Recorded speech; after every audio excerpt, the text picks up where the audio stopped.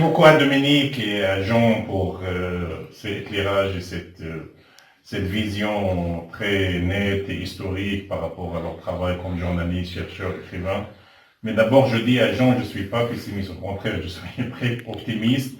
Et le fait de rester ici à côté de la jeunesse, ça montre un peu que j'ai choisi la jeunesse palestinienne. Au contraire, moi j'encourage toujours la jeunesse de rester, j'encourage la résilience. Donc c'est pas, mais je veux pas dire que votre vision, vous et Dominique, c'est une vision plus ou moins externe, mais moi je parle au nom de la jeunesse palestinienne et je parle au nom de la population palestinienne, notamment à Gaza.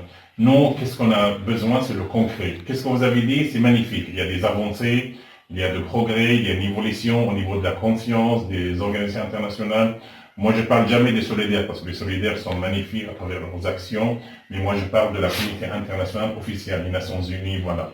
Donc, rapidement, 3 petits commentaires, après on laisse aux gens de poser des questions. Les Palestiniens attendent le concret. C'est vrai, il y a des rapports, il y a des avancées. C'est quoi le concret aujourd'hui aux Palestiniens? Ça veut dire que les Palestiniens, ils ont besoin d'un changement. Jusqu'à maintenant, il n'y a pas de changement. Le rapport d'Amnesty International, c'est important. Mais depuis 2009, il y avait un rapport, une commission internationale qui a qualifié Israël comme crime de guerre, les agressions israéliennes comme crime de guerre, crime contre l'humanité. Ça fait 13 ans. Qu'est-ce qu'elle a changé? Même chose. Je ne vais pas me mêler dans les affaires internes de la France, mais lors de déni de CRIF le fin février, le Premier ministre français a déclaré que Jérusalem, c'est la capitale éternelle d'Israël. Donc, il est où la position de Chirac? Il est où la position? Donc, il y a un recul ici. Les Palestiniens, ils attendent toujours le concret. Je pense ici, c'est numéro 1. Numéro 2, les Palestiniens, la réalité, c'est quoi? C'est qu'il y a des faits accomplis par tous les gouvernements israéliens. Soit un gouvernement d'extrême droite, de gauche, islamiste, modéré, mais c'est une réalité, c'est la fait accompli, ça veut dire la même politique, au contraire, davantage. Et surtout, Israël bénéficie d'une impunité.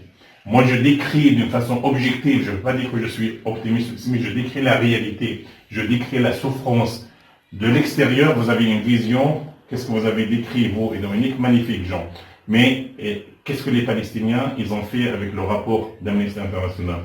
Le mois dernier, ou il y a 2 mois, Israël a qualifié 6 organisations palestiniennes de la société civile comme terroristes.